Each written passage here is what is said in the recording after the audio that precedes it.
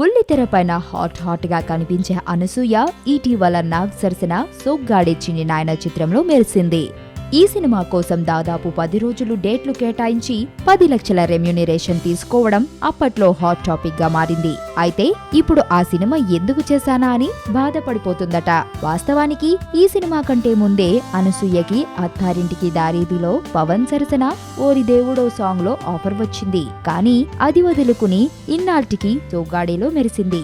ఈ సినిమాలో ఆమె పాత్ర 20 నిమిషాలని 5 నిమిషాలకే పరిమితం చేశారని నాగ్తో సహా దర్శకుడు కళ్యాణ్ తనను మోసం చేశారని బాధపడుతోంది.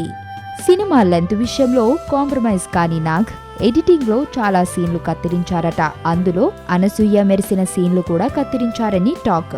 ఎప్పుడు కొత్త వారిని ప్రోత్సహించడంలో ముందుండే నాగ్ అనసూయకి అవకాశం ఇచ్చి తన వెండితెర అరంగేట్రానికి ఆజ్యం పోసినా ఆమె లెంత్ తగ్గించడంతో ఆమె తెగ బాధపడిపోతుందట.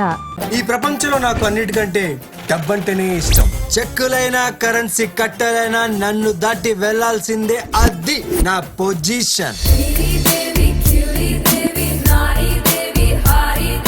ఫస్ట్ క్లాస్ క్వాలిటీ 100% గ్యారంటీ అంటారు. కట్ చేసి చూస్తే గానీ తెలీదు ఎన్ని పుచ్చులుంటాయో.